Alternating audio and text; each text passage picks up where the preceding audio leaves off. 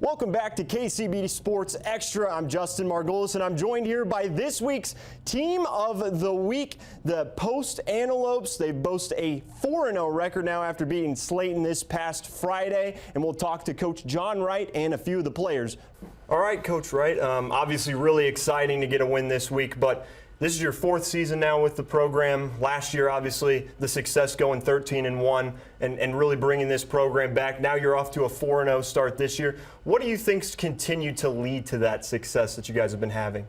Well, we got great kids that work their tails off, a great coaching staff, great tradition in our town. And, you know, we've also instilled a pretty solid mentality of a work atmosphere and really next play mentality. You know, we try to focus on the next play and the next day and not what's going on right now. And these guys have done an awesome job of mirroring that in their daily lives and through practices and games. And then I know last year you had so much success, but you want to make a deeper run this season. What do you think some of the early habits you've seen from this team that are going to lead to that success later down the road?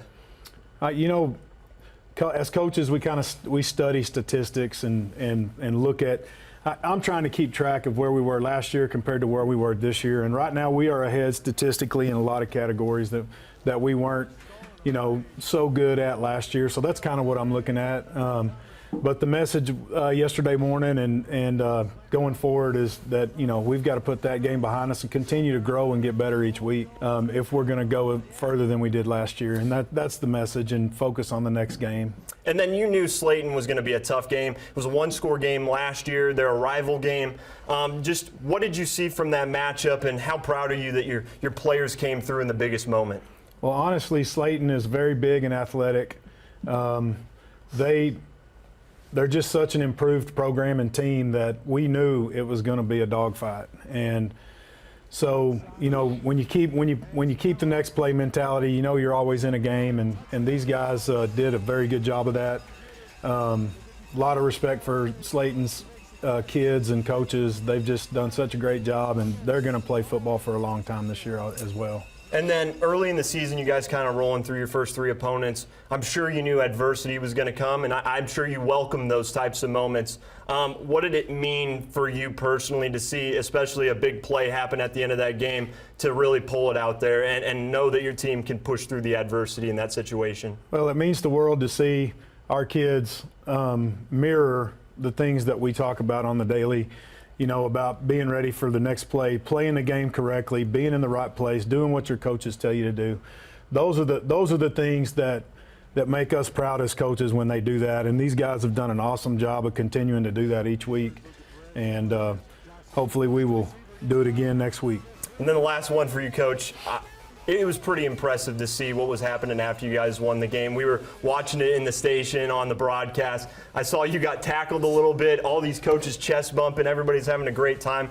Those moments I'm sure you'll never forget as a coach. That's why you do the job. How special was that? It was awesome. You know, the older I get in this business, the more I enjoy seeing those things over the wins and just seeing our kids high-fiving each other. And, you know, Coach Pat, he took me out at the end of the game. It felt good to be in the game again, you know. They get to do all the playing. We don't get to play anymore, you know. But it was heartwarming, and I think that is why we play the game. The brotherhood, you know, we've got a great locker room, all of those things, and it all ties together and makes the team right. So it was nice, yeah. All right, Mason, obviously really exciting to get off to a 4-0 start. You've been a part of this culture of building Post back to where you wanted it to be. Being Team of the Week, 2 years in a row you've been a part of this. How special is that just to be a part of this program and the success that you guys are having? Oh, that is very special. I know that all of my teammates have worked for it, and we're glad to be here. This week you beat Slayton by a single point, dramatic as it could get. I'm sure you guys would have not wanted it maybe to be as dramatic, but it ended up turning out that way. On offense, when you guys were kind of talking about it before heading out for the overtime period, what was the vibe on the sideline with you guys? What were you guys going over before you guys had that touchdown that would end up winning the game? Mainly, every time we came back to the sideline, we were just talking about what the next play was going to be, how we were going to do our job better, and just focused on the next play the whole game. And then throughout the game, kind of on the communication front, You guys kind of were going back and forth. I know you guys went down early a little bit, came all the way back, fought your way into that overtime. What was the communication like on the field? I know you guys have a lot of veteran leadership on this team. How was that like on the field, especially on the offensive end? I know it was good. All of the captains, everybody on the team pretty much was focused on telling each other that we were still in this game. There was never a time when we were out of the game. And then watching that play, I mean, I'm sure it had to be special to see that. You guys, one play for the game, and you got to see, obviously, Daniel come up with the big interception in the corner, and then everybody started clearing off the sidelines. Just talk to me about that moment, what it felt like to see that happen. Oh, it was surreal. I know we were all crossing our fingers on the sideline, and whenever it happened, everything just exploded, really. It was awesome. And then next week, you guys have Farwell. Obviously, the future, you guys want to keep on winning, keep this winning streak going. What are you guys looking into that matchup, and what do you guys expect from them? We're just expecting to play them to the best of our ability, and again, like we're doing all year, focus on the next play.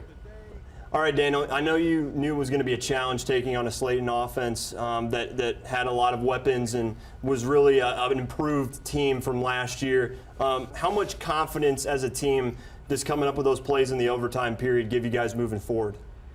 It gave us a bunch of confidence. It helped us eventually win the game and helped us keep pushing through. And individually on the defensive side, you guys have come up with a bunch of spark plays throughout the season, being aggressive. What do you feel like has been the main thing, especially in the offseason leading up, that's led to a lot of those big explosive defensive stops? I feel like all of our practices and how we eventually led up to the game and how we performed, really.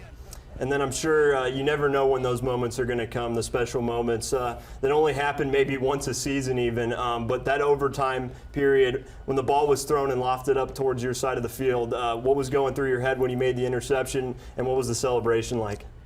I was just going, really looked up for the ball, and I was like, man, I could really pick this off.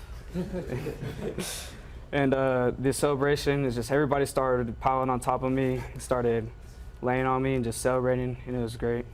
And then I know you guys are excited for next week. You're looking to go to 5-0, the same way you guys did last year. You're trying to continue that success.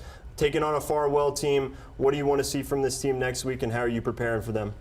I think they're going to be good, and all we have to do is prepare like we always have and keep practicing hard and keep working.